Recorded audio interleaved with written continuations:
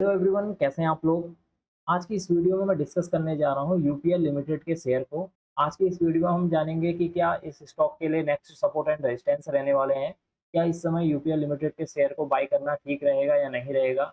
कौन से ऐसे लेवल हैं जहां पर इस स्टॉक को बाय करना ठीक रहेगा। तो चलिए वीडियो को अब स्टार्ट करते हैं। सबसे पहले आप देख सकते हैं, मैंने यहाँ पर जो यूपीएल लिमिटेड का जो है चार्ट ओपन करके रखा हुआ है। और ये जो आपको जो कैंडल दिखाई दे रही है, यह है 22 मार्च की कैंडल। ये है 22 मार्च की, ये ग्रीन कैंडल है।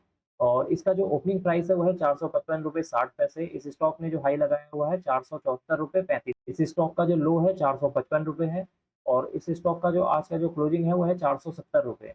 इनकी करीब करीब 3.5% का यहाँ पर पूरे दिन भर में मूवमेंट आपको देखने को मिली। यहाँ पर जो आपको ये रेड कलर की और ये जो ग्रीन कलर की जो लाइनें दिखाई दे रही है, ये है रेजिस्टेंस। ये जो रेड कलर की जो लाइन आप देख रहे हैं ये है रेजिस्टेंस, और ये जो आपको ग्रीन कलर की लाइन दिखाई दे रही है ये है सपोर्ट। अब मैं बात करता हूँ इस स्टॉक के बारे में।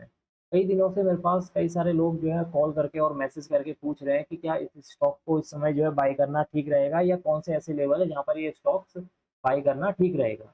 तो पहले तो मैं आपको बता दूं, ये स्टॉक जो है टोटली एक डाउन ट्रेंड में चल रहा है। कौन से ट्रेंड में है अभी इस समय? ये चल रहा है डाउन ट्रेंड में। ये पूरा जो स्टॉक है वो काम कर रहा है अभी डाउन ट्रेंड में। अगर आप देखें इसको, तो मैं इसको थोड़ा जूम करके दिखाता हूँ आपको। अगर आप जूम करके मैं इसको दिखाऊँ तो ये देखिए, आप पूरा एक कंटिन्यू आप देखेंगे ना इस स्टॉक को, तो ये डाउन ट्रेंड में नजर आएगा। यहाँ से अगर मैं आपको दिखाऊँ तो ये पूरा एक डाउन ट्रेंड में चल रहा है। तो ये जो चार्ट है यहाँ पे पूरा देखोगे आप, पूरा एक क्या है डाउन ट्रेंड में यहाँ पे ये स्टॉक अपने इसमें चल रहा है। मैं थोड़ा इसको दोबारा रिमूव कर देता हूँ तो आपको क्लियर हो जाएगा। तो ये स्टॉक है अभी डाउन ट्रेंड में। अब हम इसको बात कर लेते हैं कि क्या इसके लिए सपोर्ट एंड रेजिस्टेंस है, क्या मेजर सपोर्ट एंड रेजिस्टेंस। यहाँ पर जो मैंने बताया आपको, ये रेड और ग्रीन कलर की जो लाइन है ये सपोर्ट एंड रेजिस्टेंस है। यहाँ पर मैंने पहले से ही सपोर्ट एंड रेजिस्टेंस ड्रॉ करके रखे हुए हैं। तो सबसे पहले इस स्टॉक के लिए जो सपोर्ट का काम करेगा वो है 447 रुपये 95 पैसे। यहाँ पर जो आप ये लाइन दिखाई दे रही है आपको, ये है 447 रुपये 95 पैसे से 445 या 444। ये इसके लिए एक मेजर जो है सपोर्ट का काम करेगा। अगर स्टॉक इसको ब्रेक करता है, स्टॉक अगर इस लेवल को ब्रेक करता है, तो ब्रेक करने के बाद के लिए जो नेक्स्ट यहाँ पर सपोर्ट का काम करेगा वो है 407 रुपये 25 पैसे। इस लेवल पर ये नेक्स्ट जो है यहाँ पर सपोर्ट का काम करेगा। अगर इसको ब्रेक करता है तो इसके जो नेक्स्ट जो यहाँ पर सपोर्ट काम करेगा वो है 336 रुपये।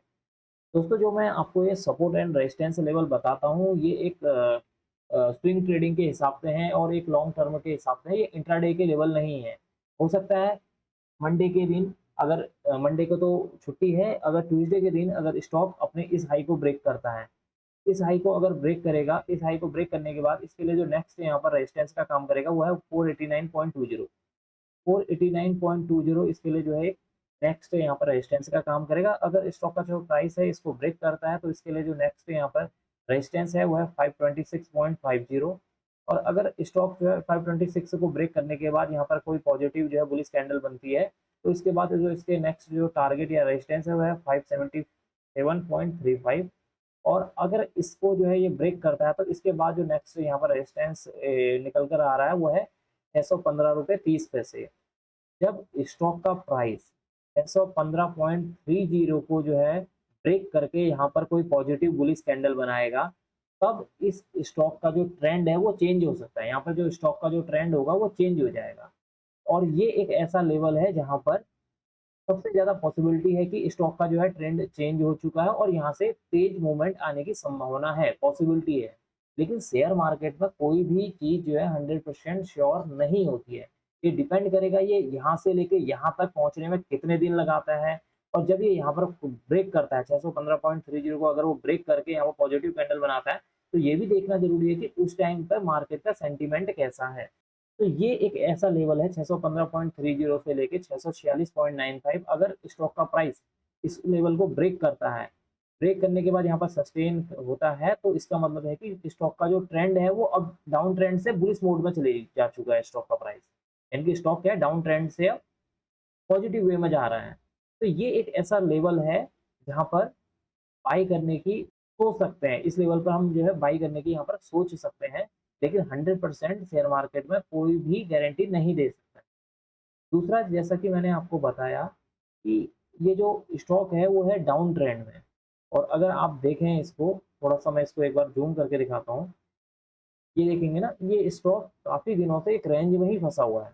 अगर ये प्राइस स्टॉक का प्राइस अगर जो है 646 को निकल यहाँ पर से अगर ये क्लियर कर देता है, यहाँ से ऊपर आ जाता है, 646 को ब्रेक कर देता है, ब्रेक करने के बाद जो इसके लिए जो नेक्स्ट टारगेट निकल कर आ रहा है वो है ₹796.25 और हो सकता है जब ये 646.95 को ब्रेक करे तो 646.95 और 796.25 के बीच में स्टॉक जो है कई दिन तक इसी रेंज में आपको घूमता हुआ नजर आए। मेन इस स्टॉक के अंदर तेजी तभी आएगी जब स्टॉक 796.25 को ब्रेक करके यहाँ पर ऊपर सस्टेन करेगा, तो इस स्टॉक में तब आपको एक काफी तेजी देखने को मिल सकती है। तो ये थी इस स्टॉक के रिगार्डिंग सपोर्ट एंड रेजिस्टेंस।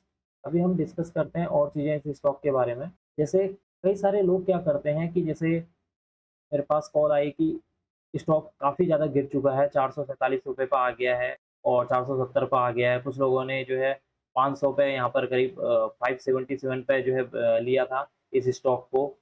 अपने हिसाब से 577.35 के आसपास यहाँ पर कहीं पर इन्होंने ब्रेक जब ये नीचे फॉल हो रहा था तब लिया था, इसलिए क्योंकि स्टॉक का जो प्राइस था वो 800 के करीब या 750 के आसपास पहुंच चुका था, हाई पे पहुंच चुका था और वहां से उनको लगा कि स्टॉक का जो प्राइस है इतना गिर चुका है, अब इससे ज़्यादा क्या गिरेगा। लेकिन आप देखिए अगर किसी ने यहाँ 570 पे लिया हुआ है, स्टॉक का प्राइस वहां से भी जो है 100 रुपीज़ और गिर चुका है, 100 से ज़्यादा ही वो जो है स्टॉक का प्राइस गिर चुका है। तो कोई भी ये आपको नहीं बता सकता कि ये स्टॉक का प्राइस कहाँ तक गिरेगा। लेकिन हाँ, सपोर्ट एंड रेजिस्टेंस एक ऐसे लेवल होता है जहाँ से स्टॉक के प्राइस के घूमने के चांसेस ज़्यादा होते हैं। कई सारे लोग क्या करते हैं, उनका जो तरीका होता है वो यहाँ पर बाई कर इस लेवल पर। फॉर एग्जांपल कईयों ने यहाँ पर 470 पे किया होगा, कईयों ने 450 पे बाई किया होगा। लेकिन अगर उन्होंने जो है बाई ही किया, बाई करने के बाद उनको अब उनका जो स्टॉप लॉस है वो आइडिया नहीं है कि कहाँ पर स्टॉप लॉस लगाना है। तो इस तरह के स्टॉक्स में क्या कई बार क्या होता है, इस तरह के स्टॉक्स हो सकता है यहाँ से 100 रुपीज़ और डाउन हो जाए, 336 तक आ जाए। तो इस समय क्या होता है ना, पैनिक की सिचुएशन होती है। जिन्होंने लिया होता है उनको लगता है कि यार अब स्टॉक ये काफ़ी ज़्यादा नीचे गिर चुका है, अब अब हम क्या करें? आगे क्या करें? उनको समझ में नहीं आता है। तो अगर आप किसी भी तरीके से जैसे कोई ट्रेड लेते हैं, अगर आपने किसी ने जो है 450 पे यहाँ पर अगर किसी ने बाई कर लिया है, तो आपको यहाँ पर आपका स्टॉप लॉस पता होना चाहिए कि यहाँ से अगर 450 से अगर स्टॉक का प्राइस 2% नीचे जाएगा तो मैं कट कर दूँगा, अपनी पोज़ीशन एग्ज़िट कर दूँगा या 5% नीचे जाएगा तो मैं उसको एग्ज़िट कर दूँगा या 10% नीचे जाएगा, एग्ज़िट कर दूँगा। उसे उसका स्टॉप लॉस पता होना चाहिए इस तरह के स्टॉक में अगर आप एंट्री बनाते हैं। और मैंने आपको बताया कि इस स्टॉक का जो ट्रेंड है तभी चेंज होगा जब ये 615.30 या 646 के आसपास के ऊपर चलना स्टार्ट करेगा, 615 के ऊपर जब ये चलना स्टार्ट करेगा, तब इसका एक जो ट्रेंड है, बुलिश ट्रेंड में आ जाएगा स्टॉक। अभी जो है क्या कर रहा है, ट्रेंड जो है डाउन में जो है ट्रेंड चल रहा है और यहाँ एक बुलिश ट्रेंड आ जाएगा या अपवर्ड ट्रेंड आ जाएगा यहाँ पर।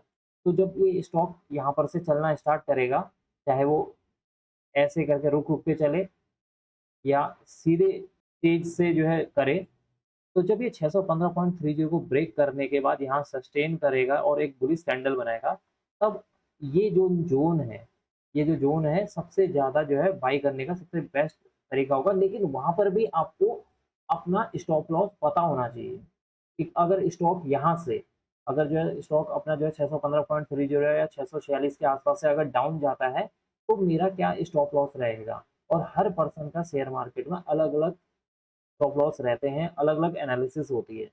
कोई स्टॉप लॉस परसेंटेज के हिसाब से लगाता है, कोई जो है स्विंग के हिसाब से लगाता है कि भैया यहाँ से जो है अगर ₹10 नीचे जाएगा मैं स्टॉप अब मैं जो स्टॉक का जो जो मेरे पास होल्डिंग है उसको एग्ज़िट कर दूँगा। कोई जो है परसेंटेज के हिसाब से लगाता है कि अगर स्टॉक का प्राइस फॉर एग्ज़ाम्पल किसी ने 615 पे लिया या 620 पे लिया और यहाँ से अगर वो 2% गिर गया तो वहाँ पर अपनी पोज़ीशन एग्ज़िट कर लेता है। कई सारों का जो स्टॉप लॉस होते हैं वो यहाँ पर का जो स्विंग होता है, जैसे फॉर एग्ज़ाम्पल ये था यहाँ से ऊपर गया, उसके बाद अगर स्टॉक ने इसको ब्रेक कर दिया, तो हो सकता है कई सारे यहाँ पर ही एग्ज़िट कर दिया हो। तो हर शेयर मार्केट में हर पर्सन का जो है अपना स्टॉप लॉस लगाने का एक अलग तरीका होता है। तो अगर आप इस स्टॉक में कोई भी किसी भी तरह की कोई ट्रेड लेते हैं, तो ट्रेड लेने से पहले उसमें अपना जो स्टॉप लॉस है वो फिक्स कर लें कि कहाँ पर अपनी पोज़ीशन को आप एग्ज़िट कर देंगे, अगर वहाँ आपके लेने के बाद प्राइस इतने नीचे गिर गया। और दूसरा ये जो मैंने वीडियो बनाई है टोटली एजुकेशनल पर्पज़ के लिए बनाई गई है। इसमें किसी भी तरह की जो स्टॉक को बाय या सेल करने की कोई सलाह नहीं दी गई। अगर आप इसमें ट्रेड करते हैं तो ट्रेड करने से पहले अपने जो फाइनेंशियल एडवाइज़र है उससे ज़रूर डिस्कस कर लें। अब मैं इस वीडियो को यहीं पर एंड करूँगा। अगर आपको यह वीडियो पसंद आई हो तो please like, share and subscribe करना ना भूलें, and don't forget to press notification bell icon for new video. Thank you.